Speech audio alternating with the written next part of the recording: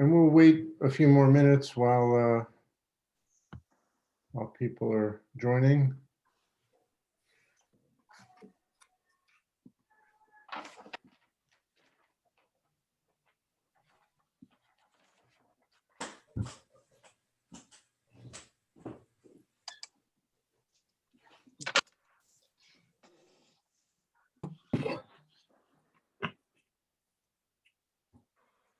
No, you're right.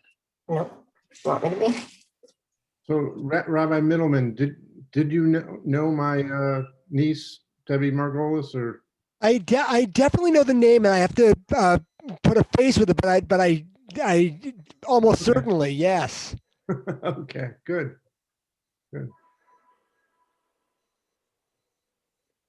Yeah, it's nice to see everybody here. Anita, you have to explain your background. Oh, my background is the little town in Poland that my father was born in and lived until he was in his late teens. And it's the synagogue in the town. Wow, very nice. It's called Grajewo. It's about 100 miles from Warsaw, almost to Belarus. In the Palo settlement. I'm not sure what just happened to me.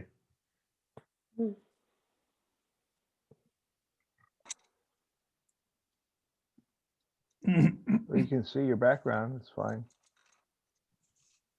Yeah, but I lost the. If you go up to the top right, and you can toggle the view to the gallery view. Yeah, I know. I was trying to. Pause sharing, maybe.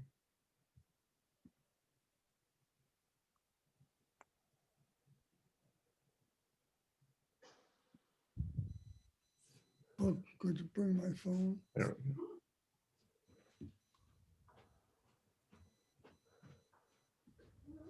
All right, I'm just going to mute everybody so that we'll be able to not have other sounds, but you'll be able to unmute yourselves for participation as requested by Rabbi Middleman.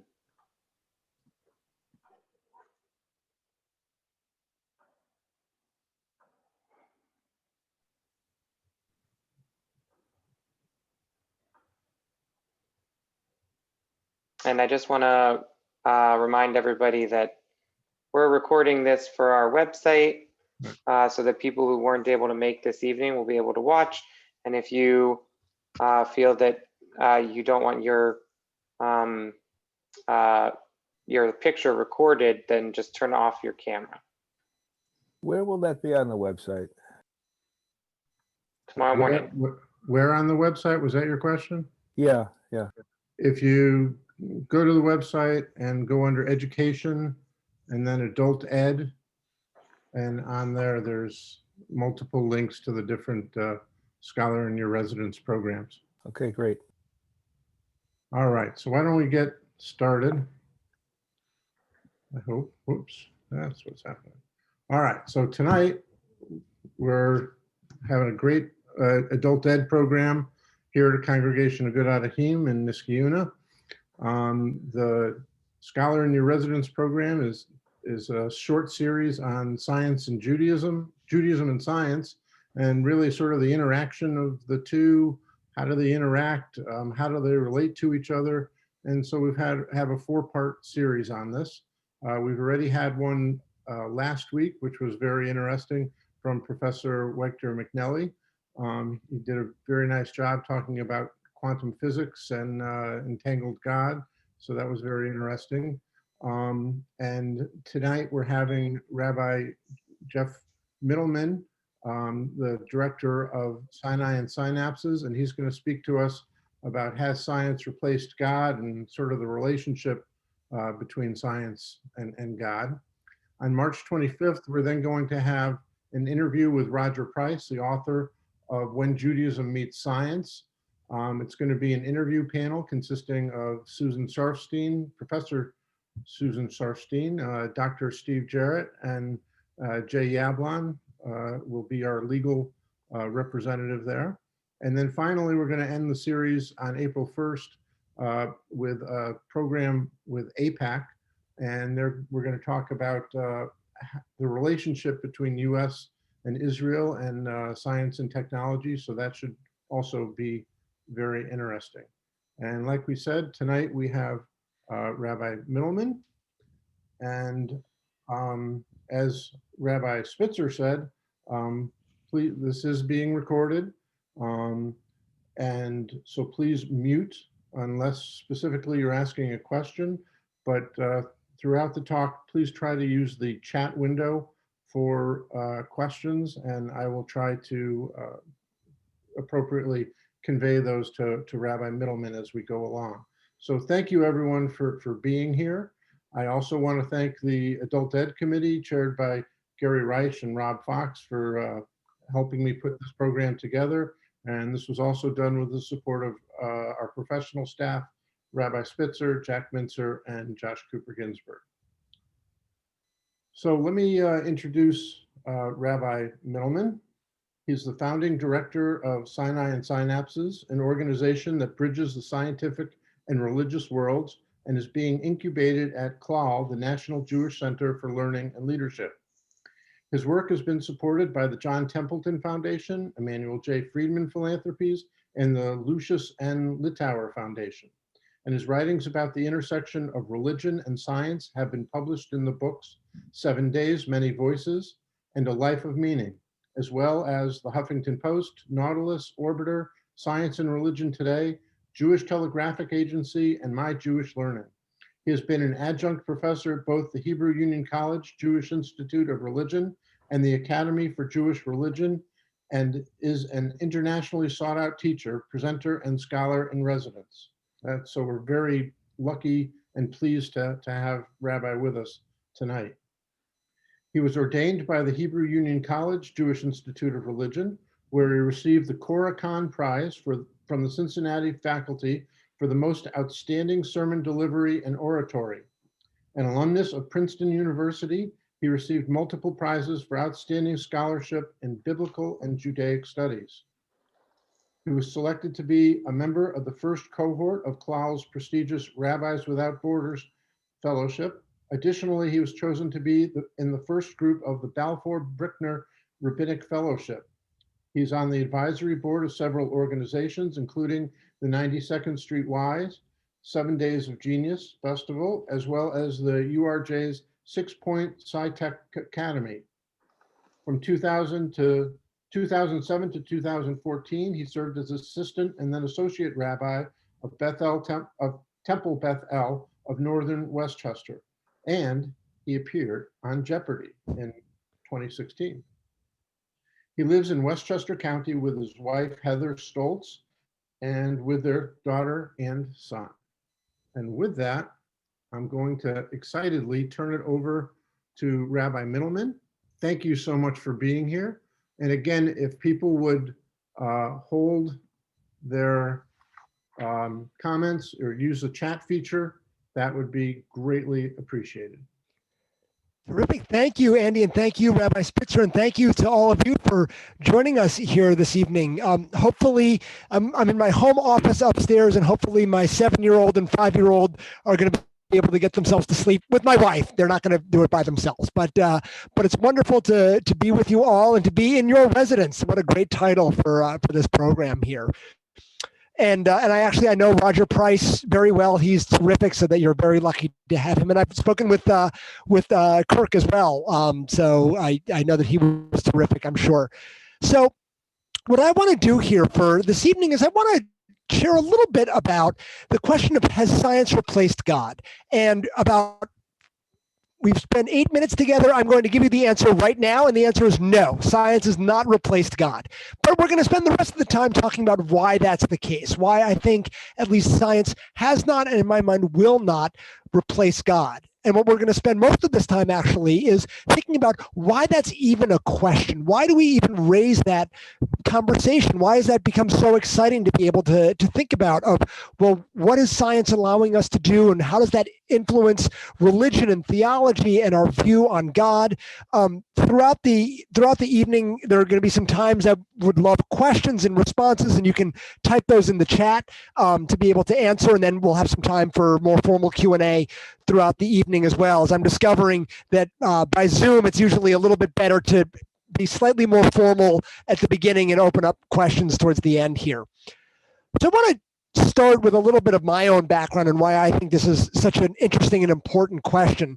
So Rabbi, yes. could you just maybe move your microphone a little bit? We're getting a lot of yeah, or you know what, is that better? That's better actually, right there. Okay. Yeah. Thank you. Sure, thank you. Sorry about that. So I'll share a little bit about my story and my journey here. I grew up really loving two things, although two are going to be one thing. One was science and math. I was deep into the scientific world. I loved math. I spent many hours doing calculus and doing batting averages. I'm a gigantic Yankees fan. And always did like home experiments in my kitchen. I don't think I ever blew off an eyebrow, but I would do a lot of science at home. And I also deeply loved Judaism. When I was born, my father was the president of our Reform synagogue, and my mother was on the board when I was in elementary school. So while she was in on the board meetings, I would be in the synagogue's library doing extra math homework. And I loved both of those things very, very deeply. And as I got older, I realized that those kinds of conversations tended to be in conflict with each other. They tended to be viewed as in opposition. And you may have noticed this in the public discourse right now, all across America. And I've certainly noticed this over the last, let's say, 40 years, that the public conversation right now is pretty toxic. And I think it's even more toxic now because of the pandemic, because we're not having all of these interactions and conversations at the ONEG or at the PTA meeting or at the grocery store. Were really through social media. And so we're seeing caricatures of each other. But if you think about the kinds of conversations that were happening 30, 40, 50 years ago, particularly on questions of science and religion, it used to be questions of, oh, that's an interesting perspective. Tell me about, why do you support that particular political idea? Why do you come at Judaism in this particular kind of way? Why do you identify as a Christian in this kind of perspective? It tended to be a much more open conversation. And then the conversation actually then went from, no, you know what? I'm right, and I'm actually not that interested in what you have to say. And then it actually became, I'm right and you're wrong. And then it became, I'm right and you're stupid. And now it's a perception of, I'm right, you're evil. There's this real perception that's happening in America right now that there's two poles. One side is viewed as scientific and educated and liberal, and the other side is viewed as religious and uneducated and conservative. And there's a belief that if you buy anything from either of those columns, you've got to buy everything in that column. And you get even more points. We're much more interested in being right and in preaching to the choir than we are in being effective and actually trying to advance a lot of the problems that we're grappling with in our world. And so when we're thinking about this question of, has science replaced God, I think we need to understand how this fits into a larger context. What are the conversations that are happening with friends, with family? What's happening on social media? What are we seeing on the news or on blogs or videos? Those are the kinds of questions that we're actually grappling with. What does it mean to be talking about science and religion? And how can we do it in a more constructive kind of way? So in a minute, I'm going to share my screen, and hopefully you'll still be able to see, you'll see me in a little window. I hope that will work. But to be able to look at 4 different ways in which the conversation about science and religion is happening in American society right now. And we're going to look at them in increasing orders of sophistication, starting with what I think is the least productive way to what I think is the most productive way. And they're all going to start with the same 3 letters. So hopefully it will be easy to be able to remember. So I'm going to share my screen. Hopefully this is going to work, and be able to see what we've got. So hopefully you are seeing my screen now is my hope here. So this question Yeah, of how that's to talk working. about science and religion. This is our website, Sinai and Synapses. And to start with the science, and we move to what is spiritually uplifting. So you can see us. You can also follow us on Facebook and Twitter. I'll mention that at the end. But this is our organization of really bridging the Torah and the kinds of things that we learn about, because the synapse is what helps us to be able to grow and learn in this kind of way. So there are four models about how we think about science and religion. The first model is what we call the conflict model. The conflict model is science is on one side, religion is on the other. If you accept one, you've got to reject the other. And so what I want to do is I want to start by asking you, who buys into this model? When you think about this model of science and religion, you got to pick one and reject the other. Who comes to mind? And I'd love for you to type some responses in the chat. These might be people that you know, that it might be you personally. It might be somebody that you read about or watch. It might be somebody that you read. When you think about this model of science and religion, totally and completely in conflict, who comes to mind? And you can just type some answers in the chat here. Evangelicals. All right. Thank you for starting with that with evangelicals, Bonnie. So I'm gonna come back to that. I'm gonna complicate that slightly. And Steve said some academics that I know. Andy said Orthodox. Also, what's wonderful is this is all going to be more complicated than you think, but this is exactly right. You know, who we sort of think about. Oh, Rabbi Spitzer says Richard Dawkins. You're going to get to see him in just a couple minutes here. I'm going to talk about him for a few minutes here if you don't know who he is. These are all ones that I present this all over North America. I even presented it actually in Germany one time. These are the kinds of things that come up lots of times. So I want to start with the idea of evangelicals or Orthodox Jews, and I want to just complicate this for one piece, because one thing that I did not totally understand, for me as a relatively liberal, and I mean this mostly religiously liberal Jew, but I also will put my cards on the table that I tend to be a little bit more progressive. I tend to be a little bit more on the left politically as well. But something that I didn't really know as a Reformed Jew, as a liberal Jew, of the difference between evangelicals and fundamentalists.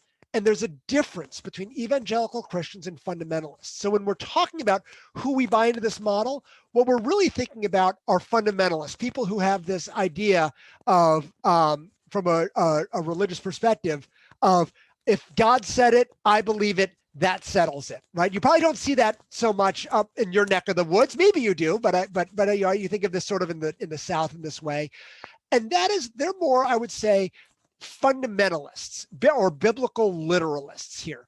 Evangelical Christians are people who want to be able to accept Jesus Christ as their personal savior, but they don't necessarily take the Bible literally. There are actually a decent number of liberal evangelicals here, and that's something that now there is a not insignificant overlap.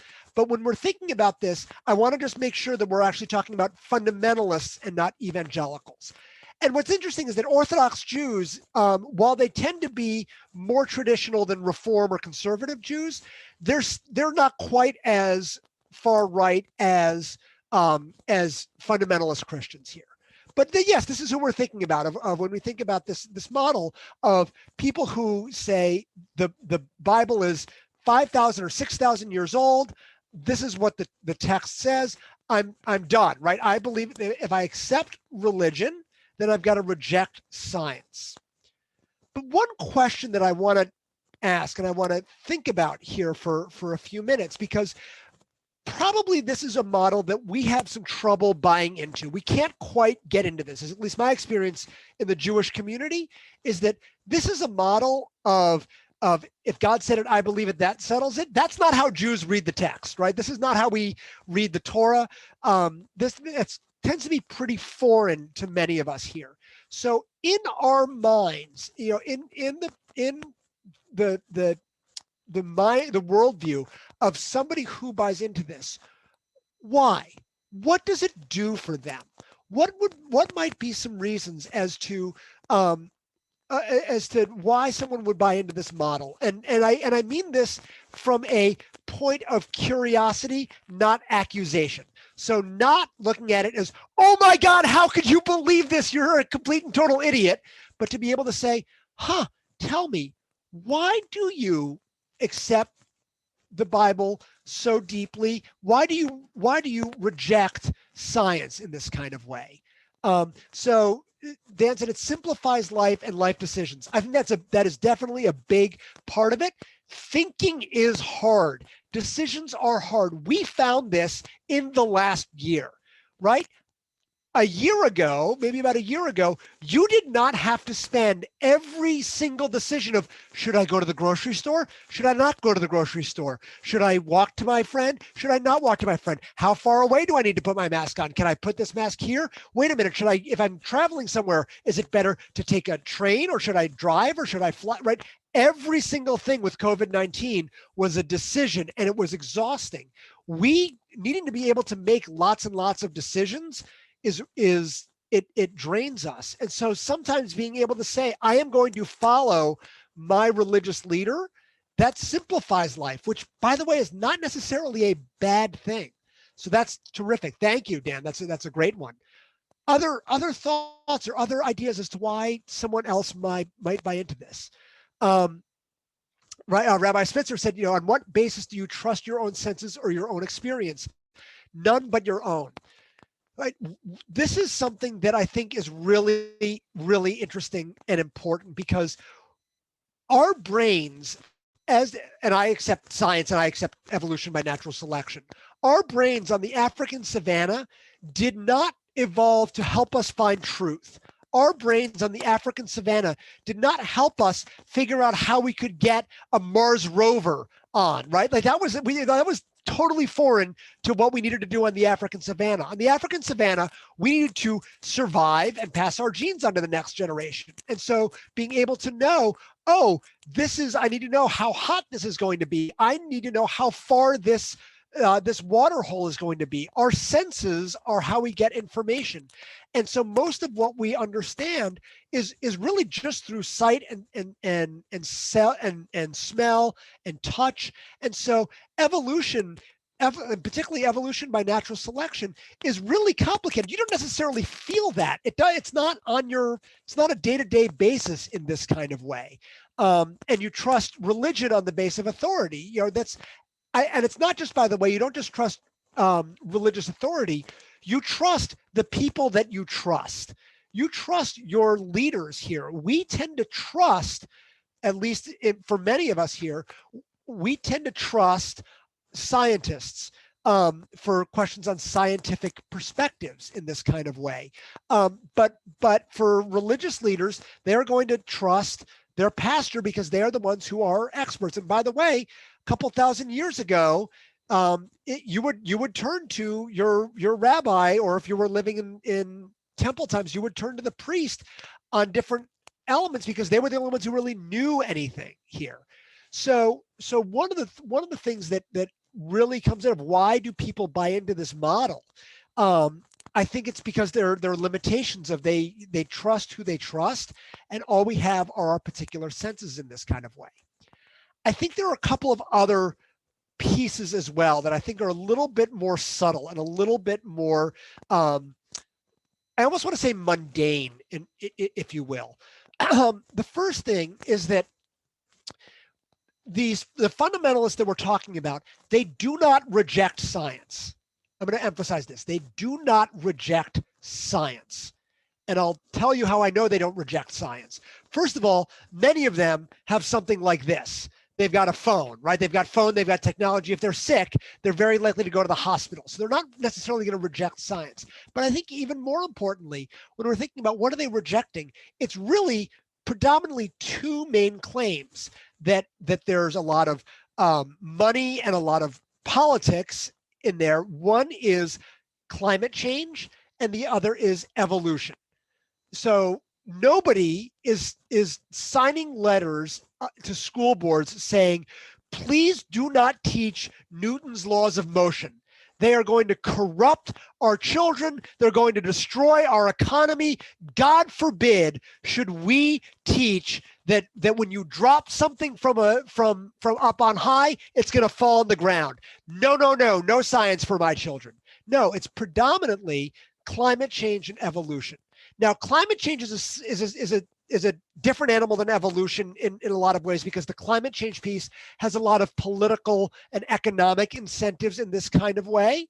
But I think another big piece of this is, if you are a fundamentalist Christian, one, evolution doesn't really impact your day-to-day life, right? If you are living, you're not going to feel on your five senses are not going to be impacted by what happened 830 million years ago, or 200 million years ago, or even 100,000 years ago, right? It might be interesting, but on a day-to-day basis, that's not going to necessarily impact how your community is going to be. But if your community is one that tends to reject evolution by natural selection, if you were to raise your hand and say, oh, by the way, you know what, I think maybe Darwin had some points, and you know, maybe the Bible's not exactly right, you are going to lose your community. You are going to maybe lose all of your support system. You're going to lose everything that's part of your community here, because you're an outsider. You are not one of us. You are going to be excluded. And even more so than synagogues, churches are deep social connections. That's where you get help if you're sick. That's where you get help if you're hungry. That's if there's a baby or somebody dies. So you don't necessarily want to upset the apple cart. What is the possible gain if you are a fundamentalist Christian? What is the possible gain of coming out and saying, you know what, I actually think evolution is actually the way that we learned, right? There's very, very minimal on the ground benefit for that. What's the potential downside? It's a huge downside. You lose everything here in this kind of way. So you know what tends to happen, and now I think we need to think about why they do. And you know, Steve, you said they're not the sharpest tool in the shed. What a lot of the research suggests says that actually most people who don't accept evolution still understand it. I'm gonna repeat that. Even those who don't accept evolution tend to understand it, or at least understand it at a 10th grade level, 9th grade level. So why is there a rejection in this kind of way? What's happening? Why are different religious leaders rejecting evolution and saying evolution by natural selection is awful?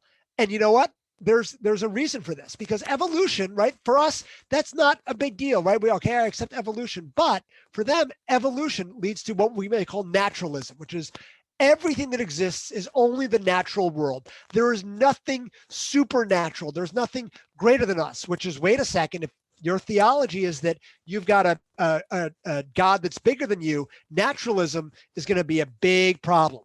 So naturalism, right, if you accept that evolution is true, that means that the only things that exist are atoms in our body, and there's nothing supernatural. There's nothing above us. That's a little threatening there. So you know what? That is going to lead to atheism. And atheism, that's a big, big problem. And then atheism is going to ultimately lead to nihilism. My life has no meaning, which, by the way, is not an inaccurate way to think about evolution by natural selection.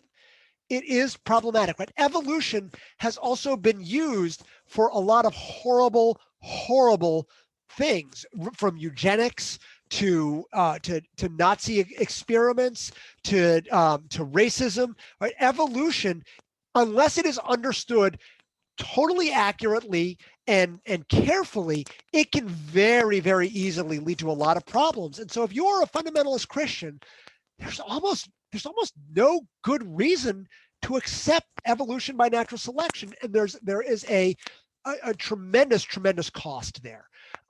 So I think this is something now I accept evolution by natural selection. I think this is not a constructive way to think about it, but at least to be able to get in the mindset of somebody who would accept religion and accept religion and reject science, at least that perception, at least maybe we can step into the mindset of somebody who's there, because it does something for them. There is an internal logic that makes sense. Only until we can understand the internal logic can we actually have a more constructive conversation than by demonizing the other side. I want to move to the other piece here, which is who buys into this model on the science side of accepting science and rejecting religion. This is one that probably many of us are more comfortable with.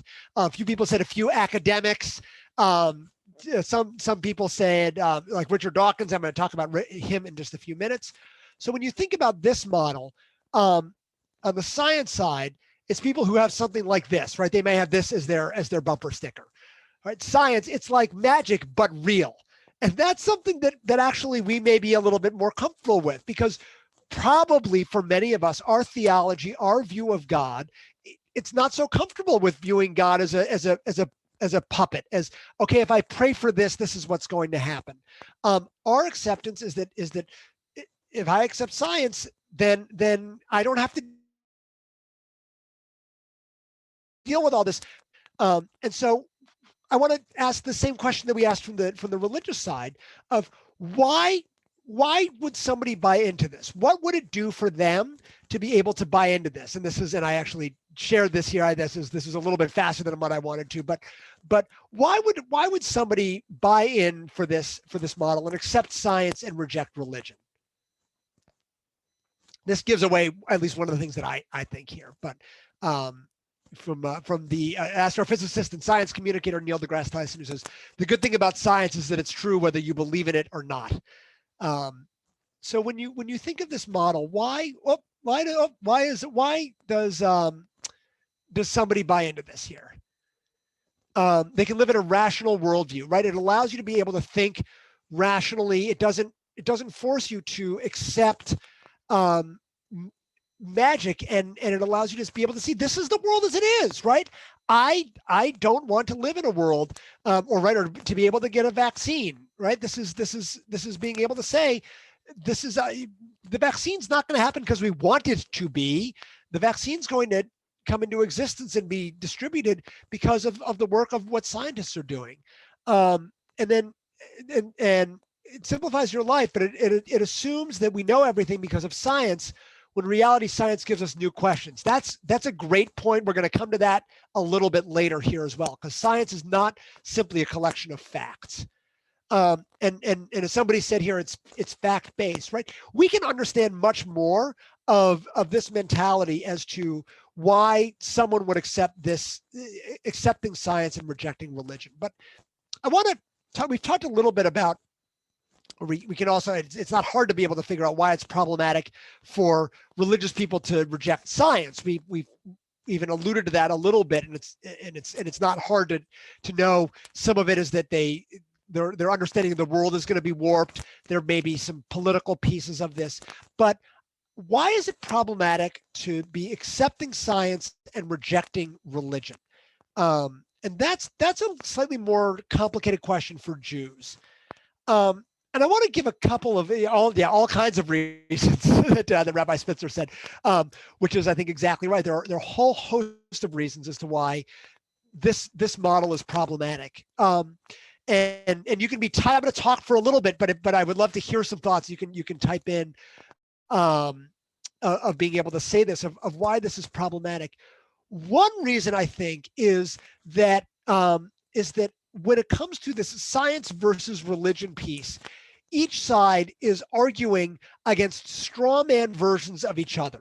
So when fundamentalists try to be anti-science, they misunderstand or misrepresent evolution. They don't actually talk to real scientists. They tend to take one piece out of context and attack there. And by the way, scientists do the same thing. They will caricaturize religion that is not a version of religion or a vision of God that I buy into as well. And as Rabbi Spitzer said too, pieces of like where the rubber meets the road. people there, and there's actually a lot of research about this, of that if doctors are dealing with if doctors are treating the patient as what Martin Buber would say, as an as someone that I'm just going to take care of versus somebody that I'm going to connect with, their care is worse. The doctors and the patient does better when there's a support system from both the medical and an emotional, spiritual element here as well. So I want to share another little piece, a little element, and a clip that Rabbi Spitzer referenced of a gentleman named Richard Dawkins, who is one of the most prominent and vocal. He's not just an atheist. He calls himself, or he would call himself, or I would call him, an anti-theist. So an atheist is somebody who doesn't believe in God, and you may identify as an atheist or you may identify as an agnostic. An anti-theist is somebody who doesn't want there to be a God. Right? My life would be better if I didn't think there was a God. Richard Dawkins, if you don't know him, he is a professor of biology. I believe he's at Cambridge, and an absolutely brilliant scientist and author, and excellent biologist, and an atrocious theologian. And he wrote a book about 15 years ago called The God Delusion. He and three other people were called the Four Horsemen of the Atheist Apocalypse. It was him, a guy named Daniel Dennett, Christopher Hitchens, and Sam Harris. There have been some other people. There's a guy named Jerry Coyne, who's at the University of Chicago, who fits into that way. There are also a lot of comedians. Bill Maher is somebody who falls into, Ricky Gervais also falls into this kind of category as well, though Maher and Gervais are not scientists. Penn Jillette, who is a comedian and a magician. But Dawkins has really become kind of the poster child of, I am pro-science and I'm anti-religion. And about 10 years ago, I think it was 10 years ago. I think it was 2010 he did this, so a little more than 10 years ago. He felt like there was not enough rationality in politics or in American society. So he decided that he was going to have a rally in Washington, D.C. Called the Reason Rally, advocating for there should be more reason in politics right now. So if all you heard was there should be more reason in politics and more reason in our public discourse right now, raise your hand if you think that would be a good thing. If you think more reason would be better in our yeah, most people usually raise their hands in this way. I'm like, right, yeah, who could be anti-reason, right? Like, I want to have all of these ideas be idiotic and not well thought through. Most people would say, of course, I want more reason in this kind of way. So Dawkins held a reason rally, and I want you to imagine, I'm going to show you a little clip, and this is from his YouTube. So this is, yes, it's out of context because it's the end of his clip. You can see the full thing on 20 minutes ago, but this is not edited and this is not a gotcha thing. This is on his YouTube, on his YouTube channel, and talking about religion and specifically Catholicism. And I want you to imagine that you are a Catholic who has, let's say, lukewarm feelings about science. You're not anti-science by any stretch of the imagination, but you're not, rah, I'm going to go make sure that my children are taught evolution by natural selection. You're a Catholic who lives your life on a day-to-day basis and have sort of lukewarm feelings. And you wonder, I wonder what this prominent scientist who is the poster child of science, I wonder what he is going to think about religion. And I want you to imagine yourself and to hear this little clip from the very end, and hopefully you will be able to hear this.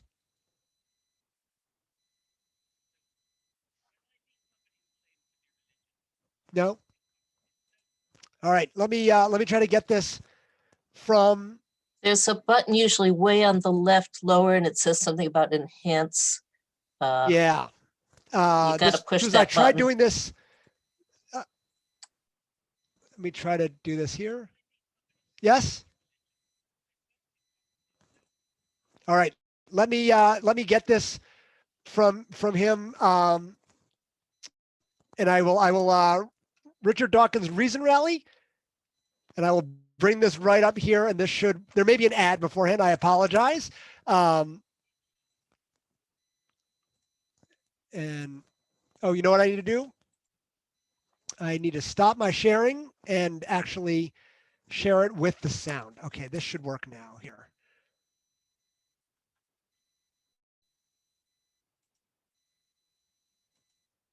As we can see the little ad here.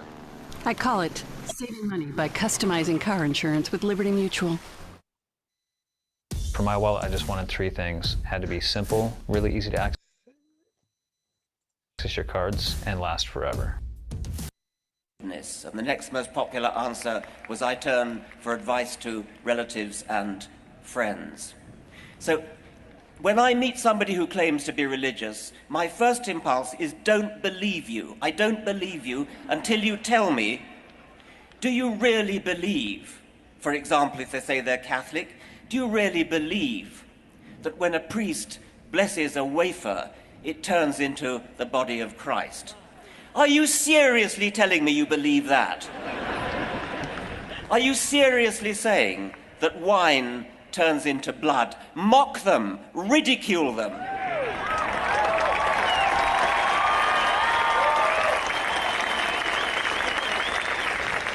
In public. Don't fall for the convention that we're all too polite to talk about religion. Religion is not off the table. Religion is not off limits. Religion makes specific claims about the universe which need to be substantiated and need to be challenged and, if necessary, need to be ridiculed with contempt.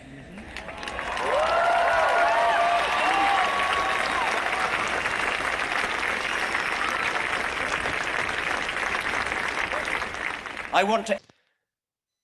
So if you are a mildly religious person in this way, and you are thinking about why somebody would buy into this view that reason is a good thing, science is a good thing, your feeling is probably you're going to be on the defensive. You're going to be saying, wait a second, if this is what science is, making fun of me, making fun of my religion, I want no part of this. I think a big part of this is problematic, is to be able to say, I don't want any part of this. I'm going to attack and counterattack and counterattack and counterattack and counterattack and counterattack. It makes these conversations worse. Dawkins is actually probably one of the worst science communicators out there because he puts people on the defensive. If it was one of my friends, Michael Zimmerman, who is actually, he's a biologist, and one of the things that he realizes is that if we want to get religious people to be able to say, in public schools, we should not be teaching creationism, we should be teaching evolution by natural selection. Shouldn't be getting Richard Dawkins talking about it. Who do we need? We need the pastor to be saying it. We need the pastor on Sunday morning to say, I accept evolution. And he wondered, could he get any Christians to be able to do this? Right now, there are 14,000 Christian clergy who have signed this letter from the Clergy Letter Project saying, evolution is not simply a theory. Evolution is the best way that we understand it. It is not in conflict with the Bible, and evolution by natural selection is what we should be teaching in public schools. 14,000 Christian clergy. And I would be willing to bet massive, massive, massive amounts of money that Michael Zimmerman, who has zero money for the Clergy Letter Project, is convincing more religious people to accept evolution by natural selection than Richard Dawkins ever could. And I think that's a really important piece of being able to say, who do we talk to? Dawkins, and you heard that the applause after there, in a lot of ways, right? He's preaching to the choir. And that's one of the things is we become so focused on being right and getting the dopamine hit of I'm saying something that everyone in my tribe is going to like, that we're not actually able to talk about these kinds of questions. There's one other reason why this is a problematic view, and I think it's actually a very hopeful reason that this is problematic. Because if you were to watch the news or follow social media or pick up the newspaper, you would think that the percentage of the Americans who buy into this model would be 75%, 80%, 90%, because conflict sells, right? That's what you're going to see. You're not going to get a gigantic news clipping of rabbi and biologists have very constructive conversation. That's not going to be the number one headline in any kind of place. It's going to be so-and-so said something and you believe they said that in this kind of way. You would think that because that's what dominates the media landscape here. But in fact, only 25% of the American population buy into this model here. And you know, we would think, and this is actually going to be, I'll share at the bottom, this is actually some research from an American sociologist named Elaine Howard Eklund, who's at Rice University, did a piece called The Perceptions Project. Only 25% of the Americans buy into this model. Now, what's interesting is that the percentage of evangelical Christians who buy into this model, 25%. No bigger than the rest of the American society. Evangelicals are just as conflicted as the rest of American society here. Now, what's particularly interesting is that if you are a conflicted evangelical, you are likely to pick religion over science. And the number there is about 3 out of 4. About 75% of conflicted evangelicals choose religion over science. The particularly interesting thing that I think always blows my mind is that about 25% of Jews also buy into this model. But what's interesting here is with the Jews, they're going to pick science. And the number there, it's about 15 out of 16, about 95%, 96% of the conflicted Jews buy into this model and accept science over religion. And so one thing that we often say through Sinai and Synapses, because we do a lot of work in the Jewish community, is the challenge in the Jewish community is not getting Jews excited about science, it's about getting Jews excited about Judaism. So that's why we always start, as you all are doing here, of trying to start with what does the science have to say and how can this work to be able to think about think about these questions and think about religion in a more nuanced kind of way. I spend a lot of this presentation on the first part because this is the one that most people think about. But it's not as prevalent as we might think. It's the one that comes to our mind the most, but there are actually 3 more models. We're not going to spend as much time on these 3 as we did on this, but there are 3 models that are slightly more constructive here, but they still have their own problems. So the least constructive model is the conflict model. Pick one, reject the other. The next model is what we would call the concert model. Concert model is science and religion overlap. If you read the Torah the right way, it matches with evolution by natural selection. Or I can understand how the 10 plagues happened because there was a volcano at 3:18 p.m. on April 7th, 1443 BCE. And so that led the Mediterranean to fall down and sink in. That the Red Sea, there was a place for the Israelites to be able to walk through. So when you think about this kind of model of that science and religion actually overlap, again, I would love to get a couple of thoughts in the chat of who comes to mind here when you think about the interplay of science and religion, that there's an overlap that actually they match very nicely together here when we think about this model here. When you can type in the chat here as people are coming in. I see a couple of thoughts coming in. Einstein. So Einstein actually not as much. Einstein had a very complicated view of his Judaism. I think he would actually be in what's going to be the next model up. I actually don't know who Velikovsky is. That's somebody I should look up as to who that is. But of different people that, the one that often comes up in a lot of times, this is someone that comes up actually in the first model. People will sometimes say creationists in the first model. Creationists are more in this model here. Creationists are people who accept intelligent design. That's one of the things that's so pernicious about intelligent design, is that it's trying to aim itself to be able to say that it's scientific, but it's really not. It's kind of a Trojan horse to be able to teach religion in this kind of way. Nathan Slifkin, sure, yep, he's somebody who would probably buy into this to an extent here as well. So there are people that we may know, and this also may be a model that you buy into as well, because there's something nice to be able to have that. You can hold the science and religion. You don't have to reject them in this kind of way. But there are some problems with it. There are some issues. It definitely is more constructive than the conflict model because it doesn't necessarily pit one side against the other. But intellectually, it has some issues.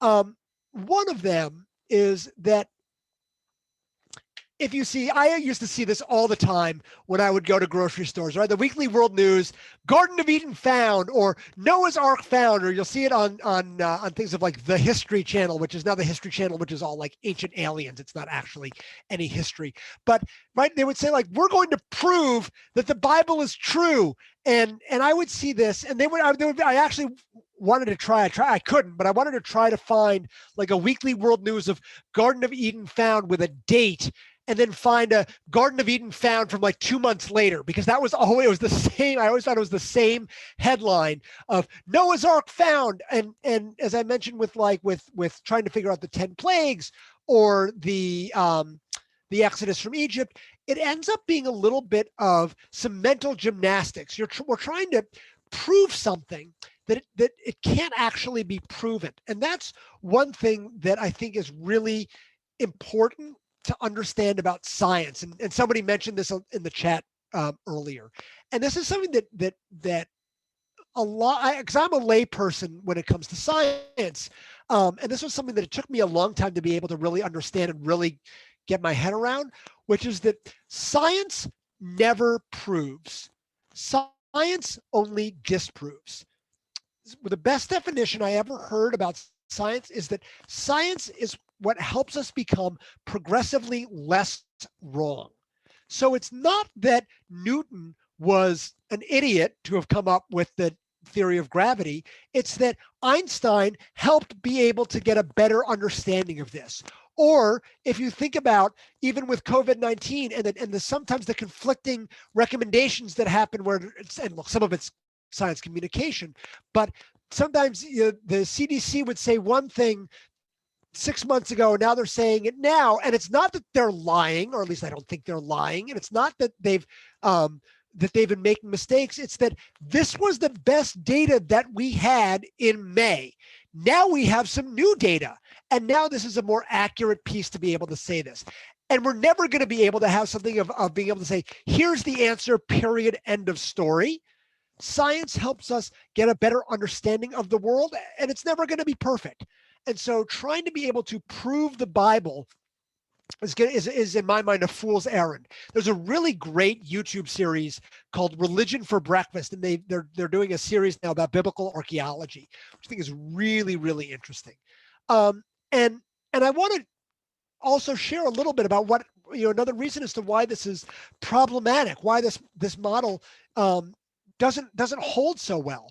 One of the things is, if we were a biblical literalist, if we said that the Bible was actually literally true, then we would have to accept that our patriarchs and matriarchs were actual, real, living human beings. And they would have lived about 2000 BCE, give or take, right? Somewhere in that range, 1800 BCE, about 3,000 years ago or so. So there's a story that happens with in Genesis, towards the very beginning of Genesis, where there's an animal that's a really key player in this story that you may know, and that's the story of Rebecca feeding Eliezer, who is Abraham's servant, comes to be able to find a wife for Isaac, for Abraham's son, and says, if I find the right woman, let her say, bring water for me, and she will bring water for my camels. And it's become such a paradigm of kindness, of here's what we should do. And so Rebecca watering the camels has become a big story, at least in the patriarchal narrative. Well, about 10 years ago or so, there were some archaeologists and were published by Tel Aviv University that they discovered the introduction of the domestic camels into the southern Levant, evidence from the Arava Valley, right? Very exciting title. If you want to go to sleep, this is a great way to be able to go to sleep. But this is Tel Aviv. It's a peer-reviewed journal. So the introduction, when were camels domesticated into the southern Levant? The southern Levant is kind of Mesopotamia. So that's sort of Lebanon, Syria, Israel, into Iraq there. And as they say, the indicates that the first significant appearance of camels in the Arava Valley was no earlier than the last third of the 10th century BCE. So the earliest that the camels could have shown up was about 900 BCE, about 1,000 years too late. And we can see this all the time. Biblical archaeology is never going to prove the Bible, but it's very likely to actually disprove a lot of the stories if you accept your religious worldview based solely on the science. And I see this all the time. I saw this all the time when I was in the congregational world, and you may see this with your kids and grandkids, which is that if you are viewing the Torah as a literal science textbook, which, by the way, it's not. The Torah is not a science textbook. But if you grew up, and for a lot of 6th, 7th, 8th graders, that's how they're taught, as they discover, wait a second, maybe these stories aren't literally true, what tends to happen to their worldview? They say, wait a second, the Torah is not literally true. I've been lied to my whole life. This is all made up. None of this really happened. What tends to happen? It actually collapses into the conflict model. For evangelical or for fundamentalist Christians, they will say, wait a second, my community accepts the Bible as the literal truth. I'm going to reject the scientific stories here. In the Jewish world, which tends to be a little bit more focused on the science, they tend to be atheists. So there are any number of reasons as to why Jews end up becoming atheists. But I think one is that there's not given a real sense of how do we understand this interplay of science and religion? And we should not be basing our religion on science. Science is going to create a very shaky ground to base your religion on, because at least in my mind, the import of the question of the Exodus from Egypt or the Genesis story, they're not designed to be scientifically accurate stories. They didn't have the scientific tools that we have now. They were stories to help us understand who we are, where we come from. We engage with them. We find them sacred because we as a people have made them sacred. We draw on the commentators. We engage with their text each week. Right, there is a sacredness that comes up from who we are and how we define it. Because in my mind, somebody who is Hindu, right, that's not necessarily, the Torah is not going to be a sacred text for somebody coming from a Hindu tradition, just like a Hindu text is not going to be sacred in our tradition. So being able to say, wait a second, what are these texts trying to teach me? Science tries to do something and religion tries to do something different. And trying to fit the square peg into a round hole is ultimately really problematic and counterproductive. So I want to move to the next level up. So what I sometimes say is the conflict model is a pile of rubble. The concert model can survive a good thunderstorm or a big snowstorm, right? It'll knock out the power for a little bit, but you can get rebuilt pretty easily. The next model is one that's pretty robust. It's one that probably my experience is that most Jews buy into, which is what we would call the contrast model.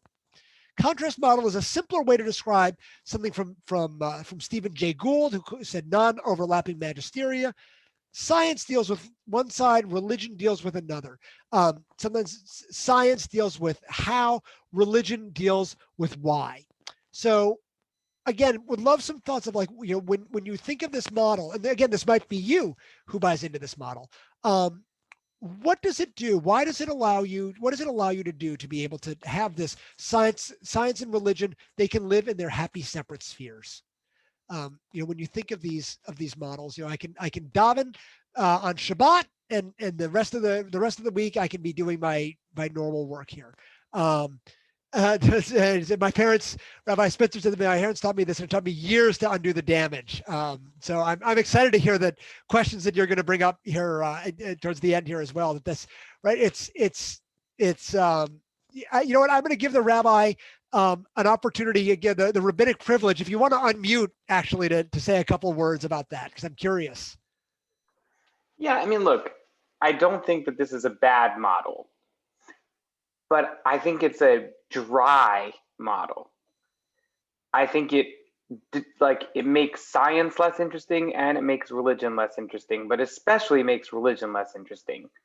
This is the model where you can sort of live a whole Jewish life and be like, I'm agnostic about whether God exists or doesn't exist, but honestly, it doesn't really matter whether God exists or doesn't exist. I'm going to behave as if I believe that God exists, and just doing that is enough, right? Like Shabbat is good even if you don't have a relationship with God. Kashrut is a great way to structure your food choices, even if you don't connect to God. You know, connect to tradition, connect to ancestors, connect to whatever you want to connect to. It works very much in a post-Holocaust world where God is problematic for all kinds of other reasons, mostly having to do with theodicy. It lets you be like a practicing Jew and like a thinking scientist, and never the twain shall meet. But like I said before, like that worked for me, and until I went into the hospice rooms and felt the presence of God. And then I was like, well, it isn't working for me anymore. Right, and I think that the hospital is often a way in where that the nice separation kind of breaks down in a lot of ways. And you raised some interesting questions of like kashrut and brit milah, and this is something that I actually haven't brought up before in previous presentations, but it's something that I should, at least, about the concert model. One of the problematic reasons that the concert model is problematic is that if you say, well, the only reason to keep kosher was because pigs cause trichinosis, or you think of only scientific reasons to be able to do a brit milah, it's very easy to throw away kashrut or brit milah, which some of you may have done. But the rules of and the guidelines of kashrut are not. They are no longer, or they should no longer be, purely scientific, because then it doesn't explain, it explains it away. And I think that you raise a really important piece, because it makes both the science and the religion a lot more dry. And there's another element of this too, which is that we live, as there's a line from Rabbi Akiva who said that we live in Torah in the way that fish live in water, and if we leave that, we would die. But there's also the wonderful text that says that a fish doesn't know that a fish is living in water, and we live in whatever intellectual climate we live in, and it changes slowly. And so this hard and fast line is actually much more like this. It's much more dotted, because the role of what religion has changed because science has changed. Because if I were to ask you maybe 700 years ago, what's the center of the universe? Your answer would be the earth. And I would say, how would I know this? And it's what Rabbi Spitzer said. Like, you look up and you go, I stand here and the sun goes around me. The world revolves around me. The world revolves around the earth. And then 1500s, Copernicus came, and that really upset the apple cart. And by the way, Copernicus and Galileo raised a lot of theological questions, right? Are we the center of the universe? Are we alone? These are questions that we're still struggling with right now.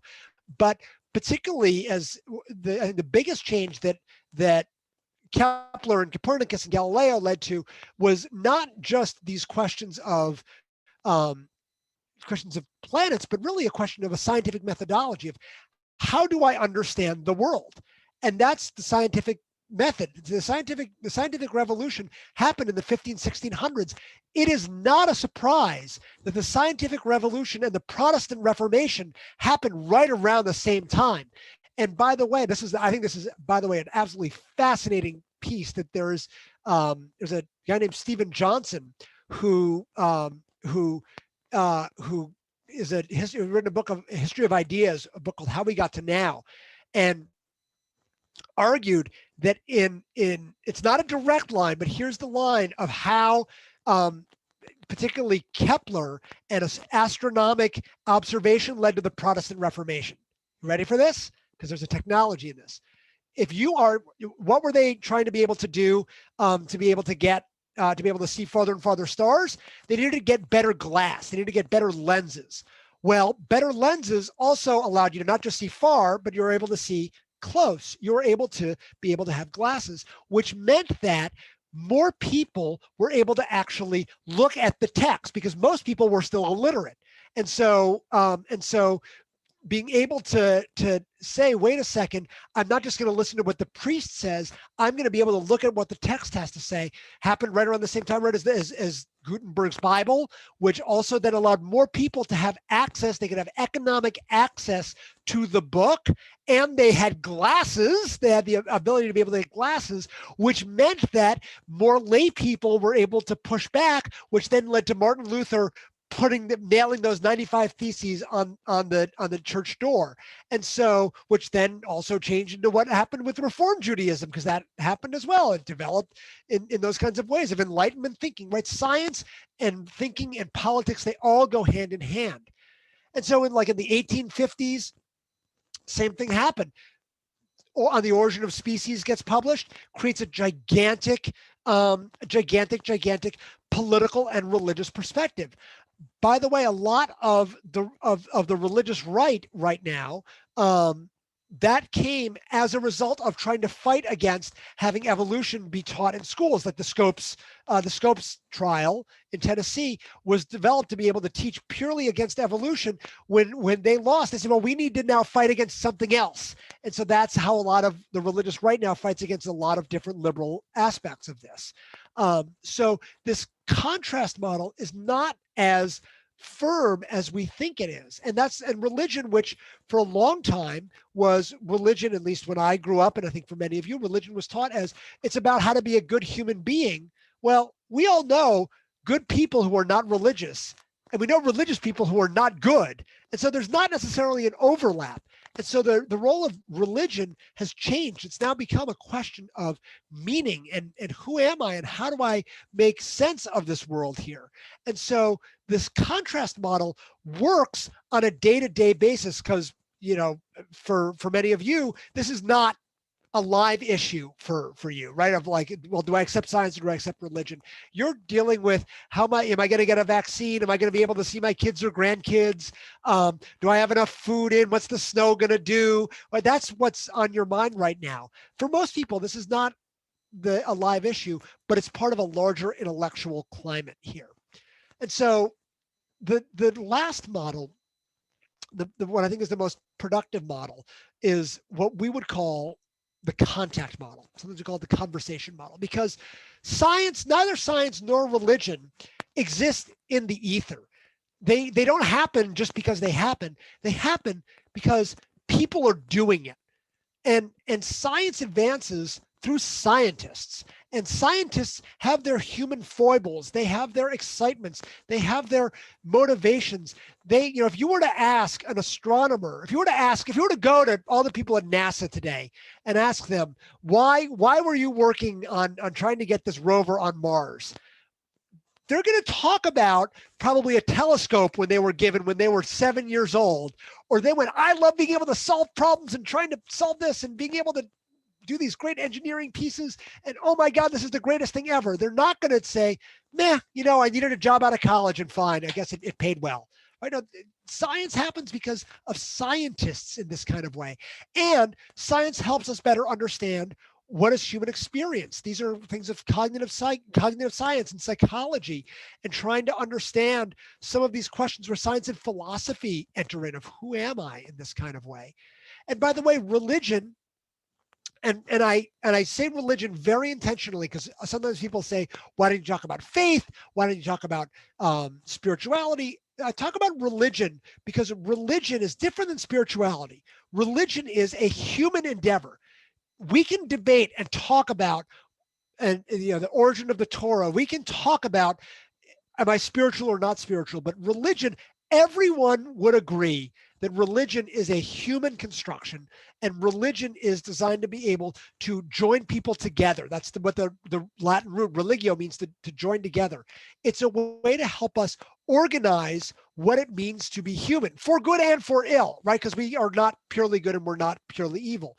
Religion is a question of human experience. And by the way, human experience changes religion. In for example, the Reform and conservative movements, for example, 75 years ago, Congregation Agudat Achim could not have hired a female rabbi, right? You would not have been able to hire a female rabbi or a female cantor. Why? Because it wasn't done, right? There were minor little changes of this, but the major rabbinical associations would not be able to would not ordain a female rabbi. 20 years ago, 30 years ago, couldn't ordain an LGBTQ rabbi. Human experience has changed what religion is doing. They interplay, they interact with each other. And one of my favorite examples of this, of being able to being able to talk about this, of how can we understand what does it mean to be human? Because in our mind, at least the work that we do through Sinai and Synapses, that the biggest questions that we face are not religious and they're not scientific, they're human questions. And one of my friends, he has a new book out coming in September called How God Works. His name is Dave DeSteno. He's a professor at Northeastern University. And he's done great work on compassion, on the science of compassion. Compassion comes from, Avot 1-2, Al Shlosha Devarim. The world stands on three things: on Torah, on prayer, and on acts of loving kindness and acts of compassion. Compassion is central to what it means to be a Jew. Compassion is crucial. He's done work of what engenders compassion in other people. And what he's discovered is that you can generate a sense of compassion by just simply creating a sense of similarity and connection here. Finding out we are alike. And one of the things that they found is, we can talk about being in New York, that we're New Yorkers here. We can talk about, oh yes, I know that person, and right, I've met that person, and right, we create that kind of connection. DeSteno did a piece where, as with all psychology experiments, it was a lie to say we brought a bunch of college students and they said, we are going to test how good you are at judging measurements. And do you overestimate or do you underestimate? And so they brought all these people in and they said, oh, I think this is 6 centimeters. They said, nope, it's actually 10 centimeters. You're an underestimator. Oh, I thought that was 9 centimeters. It was actually 6. You're an overestimator. And they talked about these kinds of things and they said, oh, you are, and they made them into an identity. You are an overestimator or you are an underestimator. And then they created a situation where they needed to be compassionate to somebody else. They do different things of how much time do they help someone if they knocked over some pens, or helping somebody to help them in an impossible task. And what they found was that if they discovered that they were fellow overestimators, they were more compassionate. And if they were fellow underestimators, they were more compassionate. There is no history of underestimators or overestimators. Nobody says, I grew up, my father was the president of the Overestimator Anonymous group, and we were proud overestimators, and we will fight to the death to make sure that our right to overestimate is never going to be infringed. That doesn't exist. It's Narishkeit. But just being able to say, this is somebody like me, I'm going to be compassionate. And so one of the things that actually says is that our identity, we are not one thing. You're a parent, you're a sibling, you're a lawyer, you're a scientist, you're a clergy person, you like this restaurant, right? It can be as simple as possible. You find that point of connection and it creates more compassion in this kind of way. And that's how the religion and the science can come together here. And I'm going to come towards a close here for about 20 minutes of Q&A. I want to just show a couple of last slides. One is thinking about this interplay of science and religion. This comes from a great book called Beyond the Constant Fire by Adam Frank. That this interplay of science and religion, it comes in a variety of different ways. It's institutional, it's cultural, and it's personal. So it's institutional of like, what are the churches or synagogues that you're going to? where is the funding stream coming from, or what am I supporting? So there's an institutional piece. There's the cultural piece, which is what are we seeing on the media? How do we see it on television? Where do we see it in museums and movies and different things like that? And then there's the personal. How do I interact with different kind of people? And we got to understand that they come in a variety of different ways. The interplay of science and religion is not simple, and it's definitely not just a science versus religion. It's a much, much more complex, nuanced conversation. So here's our, you can see my email address. I respond to my emails very frequently. You can follow on Twitter or on Facebook. But I really want to thank you to be able to explore some of these questions, because when we're asking, has science replaced God? It's because we're thinking about all the power that science is giving us to be able to do. Science gives us knowledge and science gives us power. And that's when we think about God, we think about science and power. But the question of how do we define God? How do we define religion? That's something that we do as human beings, and trying to be able to answer and address some of the biggest questions that we're facing. We need wisdom from both science and religion to be able to be fully human and make our world a little bit better. So with that, I'm going to stop my formal remarks and open this up for some Q&A. But thank you very much. I'm going to stop sharing. And Thank you, Rabbi Middleman. That was just phenomenal. And I do recommend going to the website, Sinai and Synapses. There's a lot of really interesting topics and discussions on there. So please do go there. If you have a question, please speak up or type it in the chat. We'll see if we can control this mayhem.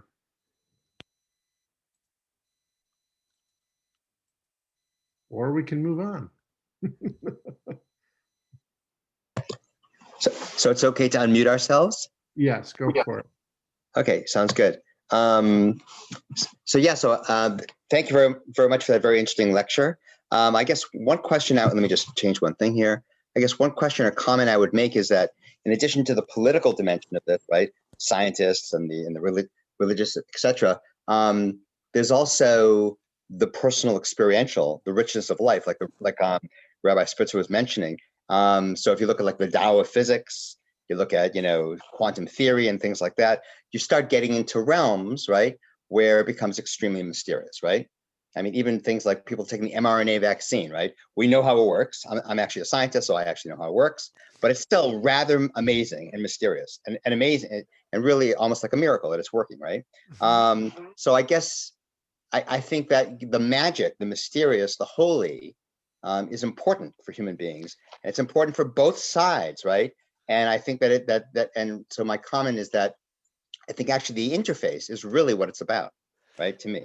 And you bring up a great point, and my favorite author, and it's on my signature file, is from Rabbi Abraham Joshua Heschel, who's one of the great thinkers, and many of us know him from his marching with Martin Luther King and Selma. But the book that has probably changed me the most is a book called God in Search of Man that he wrote 50, 60 years ago, and starts immediately by talking about science and religion.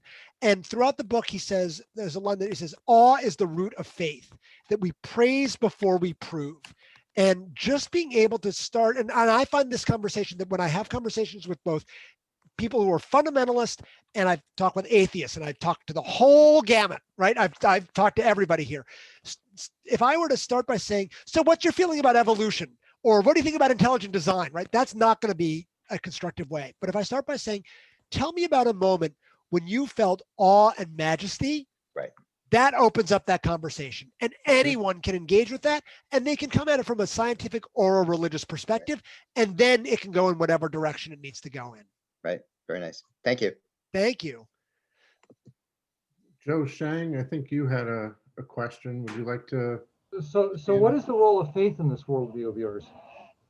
That's a great question of what's the role of faith. Faith is a complicated word, particularly in the Jewish world, because it's been so co-opted by Christians and particularly more right-wing Christians. So there tends to be a negative view on faith because there's a perception that that it's faith versus fact. One of the people that I referenced, Jerry Coyne, who's one of the anti-theists, wrote a book called Faith versus Fact. The word faith in Judaism, the Hebrew is emunah, which is actually also the word for amen. And emunah really means trust. And that's where I think a lot of the elements of a one aspect of a more constructive interaction could be, which is to being able to trust. So some of that is I need to be able to have faith in my institutions and my politicians and my scientists and my religious leaders. I need to be able to trust them. And the trust is both a level of character and a level of competence. So I think one thing that was very unsettling over the last year is that this year, but certainly even more so, is that we've lost faith in our institutions because they have been failing us. And so the role of faith is being able to say, I can trust this person, I can trust this source, I can trust this information. It's not a rejection of my worldview, and it's not a rejection of any scientific knowledge. It's I need to be able to have faith that this is accurate. And that, by the way, means that sometimes I may need to revise that, right? If I think that this is a trustworthy source and I then discover that it's not, then I am not going to have faith in that person or that institution. So the word of faith, I find that to be to view that as trust. And by the way, people joke that like science is you take that on faith, and I think that's a little bit too simplistic. But I think every scientist would agree that they have to trust that that their methodology is accurate, right? That's not a scientific question of is the scientific method accurate, right? That's not a scientific question. But we all, I think, need to trust that science is the best way to be able to help us understand our world. I'm not sure scientists would say that you have trust that their methodology is accurate. I mean, it's sort of the proposition that we learn by empiricism is sort of fundamental, is basically defines what science is, right? Right. I mean, it's axiomatic rather than a matter of trust. Right. You decide whether you believe the result or not, right? I mean, as a scientist say, like, okay, you come up with a better way of predicting where the moon's going to be tomorrow. Right. But I'm thinking even axiomatically of I mean, that's something that is not a scientific question of that is and by the way, science has worked. This is the reason. There's a reason that science has worked and gotten us the best answers that we've had, because the methodology has been refined, and you're trying to be able to poke holes in different ideas and saying, if I'm presenting this, I need to be able to show that it's a better explanation, and it doesn't fly in the face of what's accurate. But the question of is science true that's not a scientific question. Sure. And by the way, I do. I believe, all right, like I have faith in that statement. But I have to just, because that's how I have to act in my life. Okay, does anyone else have a question? Or Yeah, I'd like to ask Rabbi, what is your conception of God? Well, that is a great question. So my theology, that's a great question. So my theology is a few, I would not say I have a well-defined theology. It's not like Catholics. I remember talking with a Catholic seminarian and I said, what are you studying? And he said, systematic theology. I'm like, what in the world? How do you have a systematic theology? That makes no sense to me, as to have like a totally clear, consistent of what God is, because my view of God changes. So here's how I view God, and it actually links nicely to our image of Sinai and synapses. At least as described in Exodus, where does God live?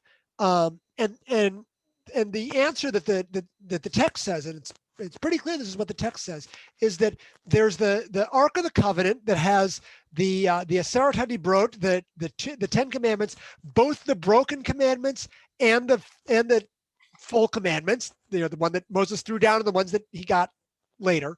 That's in the Mishkan, that is in the tabernacle. And then there are the 2 cherubim that face each other, and God dwells in that space in between. And so a lot of my theology, I experience God, I think about God as basing it on both the brokenness and the mistakes and the values that I live by, and not just me personally, but me as a rabbi, me as a Jew, me as a member of the human family of, trying to understand that, and that God lives in the space in between. It's also very Martin Buber, that God exists when we're able to have conversations. And by the way, the synapses, the synapses are the 2 pieces, and that's where the learning happens, is that there's a space in between. And that's where our learning is able to happen, because there needs to be a little bit of space and growth in this kind of way. So I tend to have a more naturalistic theology. I don't accept a God that is above and beyond nature. But that's my own personal theology. Another line that I like is that all theology is really autobiography. What we say about God has much more to say about us. So that's my own way of how I think about and talk about God. Any other questions? Bob Feinberg, I see you're unmuted. Do you have a question? I guess not. Anyone else? Does anyone have a further question? This was just phenomenal. Rabbi Spitzer, do you have any summary or something for us to think about from this? I'll remove my spotlight here. Sure. Yeah, I guess, first of all, thank you so much, Rabbi Middleman, for coming and sharing with us. I've heard about you over the years many times from Danny Nevins, who speaks very highly of you. And he's brilliant. He's been involved with us for many projects. Yeah. Yeah. And I really appreciated the careful way that you encouraged us to explore the possibility of putting ourselves in the worldview of someone else, into inhabiting somebody else's way of thinking, and asking ourselves the question, what do they get from that? That dovetails very nicely with my background as an anthropologist, and I studied in my undergraduate studies anthropology of religion. And I think the reason why I was interested in that is I really wanted to know, what does religion give us? What are we getting from it? And I think staying with that idea really helps to expand our understanding of this conversation. I especially appreciated that we also spent time thinking about what the scientists get out of rejecting religion, or what is reinforcing about that worldview in its own context as well, and to treat both of these realms with that kind of, put yourself in their shoes. I just want to express gratitude for your presentation, and respond to the last question, which is about theology and God. This week's Torah portion begins with the idea that when we create spaces in community and invite God's presence in, then God's presence dwells within those spaces. And so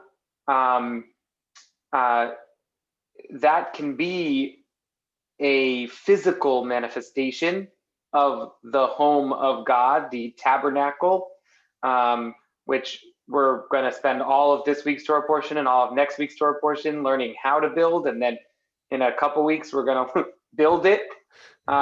And we spend 4 whole Torah portions just building God's house on earth.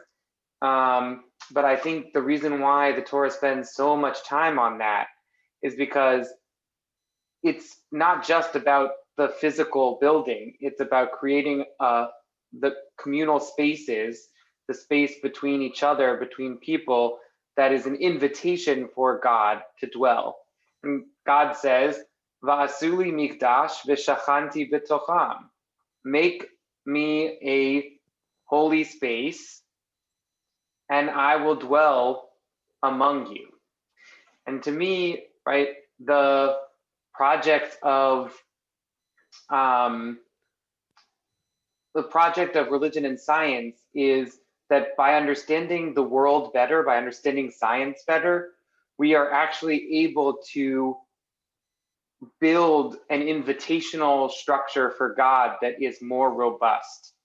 That's at least my hope, is that by understanding the world better and by understanding each other better, by leaning in to our scientific language, our scientific modality, our way of understanding the world, that we're actually able to build a better dwelling for God in the world, a dwelling where we are able to more clearly and more beautifully see the presence of God among us.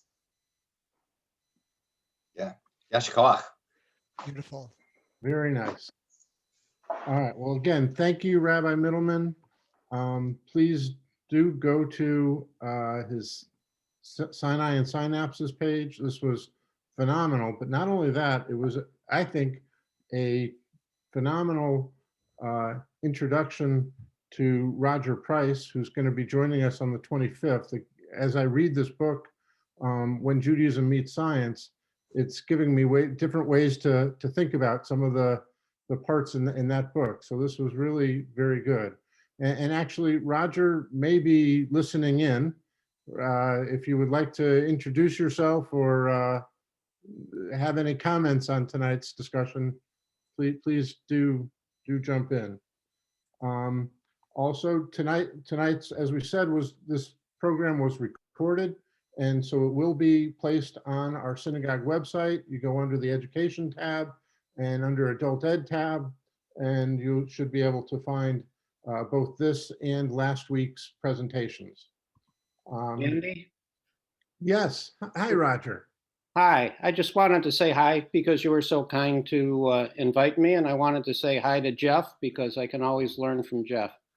Hi, Roger. Nice to see you again. Yes, always a pleasure. Great. Yeah, Roger's book is terrific. I was very happy to be able to blurb it, and it's a great book, and really I know you have a great time in about a month, it looks like. Right. So exactly. So we're going to take a break for a little while, give science just not really a rest, but we'll take a break from science for a little bit. There's going to be a lot going on in the synagogue. This Sunday, of course, at 11 o'clock is Risa's Kitchen, where we're going to learn how to make kreplach. She's a really good, it's a wonderful class, the cooking classes that I've had with her. Then at 1 o'clock, we start our Purim masquerade. So please come by and pick up your Mishloach Mano baskets. And also, please remember to bring a donation, food or toiletries for the regional food bank. And then, of course, on Thursday, a week from tonight, we're not having a Scholar in Your Residence, we're having Purim. And we've got our Megillah reading and a virtual costume parade and just a lot going on. And I know there's going to be our adult play, and that's always fun. So while we're taking this break, though, it's a great opportunity for you to get Roger Price's book and read that. It is very interesting. You can go to Mr. Price's website, Judaism and Science, a forum on fact, fiction, and faith, and we look forward to that on the 25th. But in March, we also have Back to the Basics, a Scholar in Your Residence program, 3 series on March 4th, March 11th, and 18th. The title is Holy Times, and Rabbi Spitzer is going to be teaching that. Rabbi, do you have a elevator speech on what that class is going to be?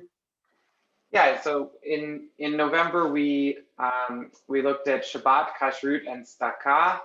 At the beginning of our Back to the Basics theme for this year, and this March we're going to be looking at holy times. I think we're going to do sort of an overview of the Jewish calendar in the first section, in the first class, and then we're going to be doing sort of the spring holidays thematically and the fall holidays thematically. Haven't decided exactly whether I'm going to do the fall ones first or the spring ones first, because I would do the spring ones first, except that Passover is just like the next couple of weeks, and sort of makes sense to end with Passover so that it's the last thing that we do. So, but that's the basic outline of that class. I'm looking forward to teaching it. Okay, great. Well, with that, everyone, thank you very much. Thank you, Rabbi Middleman. This was a wonderful evening. I learned a lot, gave me a lot to think about. And we'll see everyone on March 25th. Thank you very much, everyone. Thank you all.